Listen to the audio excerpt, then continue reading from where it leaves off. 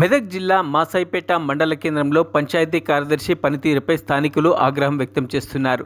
6 నెలల క్రితం CC road ధ్వంసం చేసి పైప్లైన్ వేశారని, అది రిపేర్ చేయకపోవడంతో నీరు వృధాగా పోతోందని, రోడ్డుపై నీరు వెళ్తుండడంతో పాదచారులకు తీవ్రంగా ఇబ్బందులు ఎదురవుతున్నాయని, పంచాయతీ కార్యదర్శి పట్టించుకోవడం లేదని ఆగ్రహాన్ని వ్యక్తం చేశారు.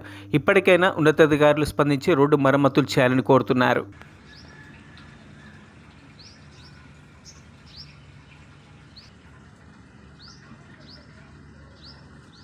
సెక్రటరీ మేడంకి 6 నెలల నుంచి చెప్తే సీసీ రోడ్ వలగొట్టింది. 25 రోజులు సీసీ రోడ్ వలగొట్టి జాయింట్ ఇయర్కి టైం దొరుకుతలేదు. ఆ స్టార్టర్ వలిగిపోయింది. వీళ్ళకన్నా స్టార్ట్ కొట్టి చచ్చిపోతారమ్మా అంటే ఫోనే లేపుతలేదు. టీఆర్ఎస్ గవర్నమెంట్లో మేము ఫోన్లు చేస్తే పని చేసింది అధికారంలో లేనప్పుడు. ఇప్పుడు అధికారం వచ్చి ఇన్ని రోజులైంది. ఒక మండల్ ప్రెసిడెంట్ని నేను మైనార్టీకి. అధికారం వచ్చినాక మేము చెప్తే ఇట్లా ఫోన్ చేస్తే ఫోన్ లేపుతలేదు సెక్రటరీ మేడం. దేని గురించి చేస్తలేదో ఏమో నాకైతే ఏం అర్థమవుతలేదు. ఇది నా ఒక్కని సమస్య కాదు, గలీలో 10 మంది నడుస్తాం. పాకూరు వచ్చింది, రోడ్ల మీద ఎవరైనా పడి చచ్చిపోతారమ్మా అని ఇట్లా చెప్తే ఇట్లా ఇంటలేదు.